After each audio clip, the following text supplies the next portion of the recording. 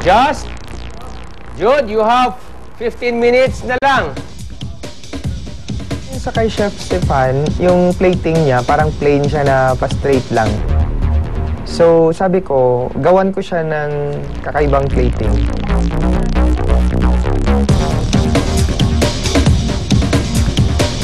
Siyempre, may score yung plating.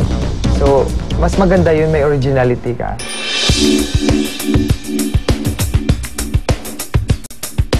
Sa plating, akala ko kasi gagayahin lang yung ginawa ni Chef Stefan.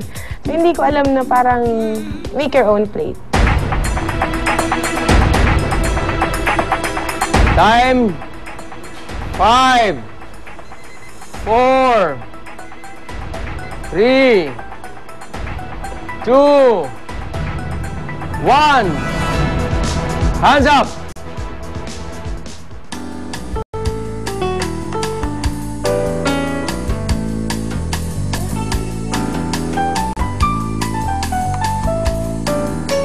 Should we taste, yeah?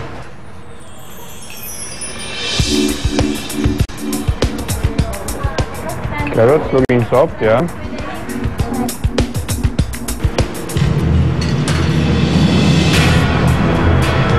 Okay. Not bad.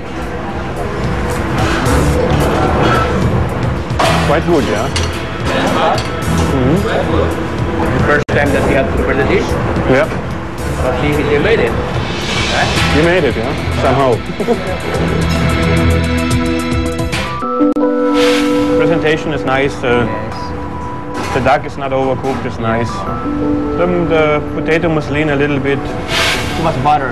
yeah, Yeah, it's split already. split already. Also over here by the carrots, the butter get out from the carrot, That's right. split there. So, How about just another one? yeah, I like this potato muslin quite good. This is, This one. yeah, Potato is okay. yeah. Carrots are okay, the butter comes a little bit out, the broccoli a little bit under, the duck over, but let me just calculate quick.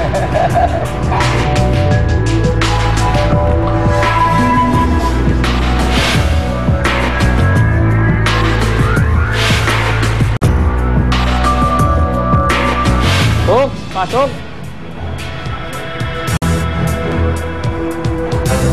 Ang tunay na cooks ay matalas at masarap ang panlasa at madali ang memorya. Itinatanim kung ano yung ginagawa, minimemorize niya o pang ganun kayang-kayang gayahin.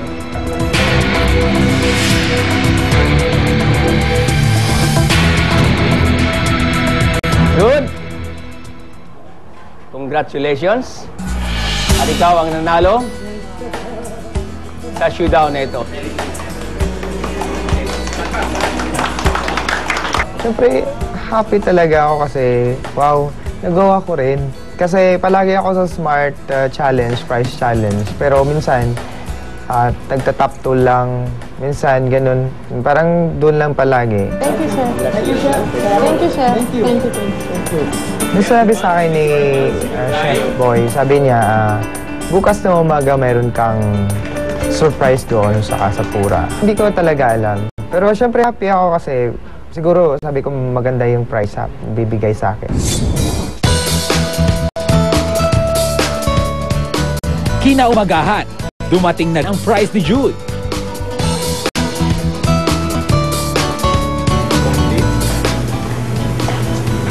Oh, wala kaming ganito sa bahay. Paano nangyayari dito? Ba't may surprise yun? Nakita ko yung mga appliances na nakapatong sa table. Na sinabi sa akin, yun daw yung surprise na prize para sa akin. Siyempre, happy ako na wow, may prize ako. Tapos yung mga gamit, siyempre, wala kami dun sa bahay yung ibang mga gamit na yun. Laki sa hirap at kapos sa kagamitang panluto si Judel Trogani. Kaya naman ang makatanggap ng premyo ay malaking kasiyahan sa kanya. Ang kanyang tahanan, isang bahay kubo at ang pugon na ito ang nagsisilbi niyang lutuan. Bahay kubo. Nung time ko nakita yung mother ko, magaling siya magluto. So sabi ko, nung maliit pa daw ako, palagi ako sa kanya. Nung lumaki na ako, I tried also na magluto-luto kahit anong niluluto ko lang dyan sa bahay, naibentuhan ko.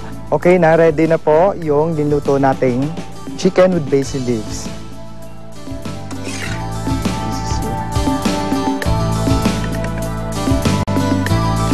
Bukod sa pagluluto, may angking talento rin si Jude sa pagkanta. Sa ngayon, active choir po ako ng parish youth ministry ng aming church. Pagkatapos, minsan pag may kasal, ako yung kumakanta. At the same time, sumasama po ako sa reception. Simple lang rin ang pangarap ni Jude sa buhay. Maiyawan ko lang sa hirap yung mga buhay namin. Pabigyan ko lang ng sariling bahay yung nanay ko. Yung kapatid ko makapagtapos din sa pag-aaral.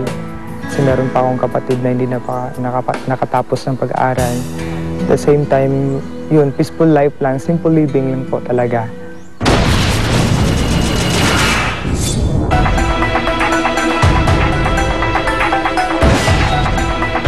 Eight kaming haharap sa elimination showdown. Everything is a surprise. Word kami ni Ara. Parang first time namin mag-elimination eh.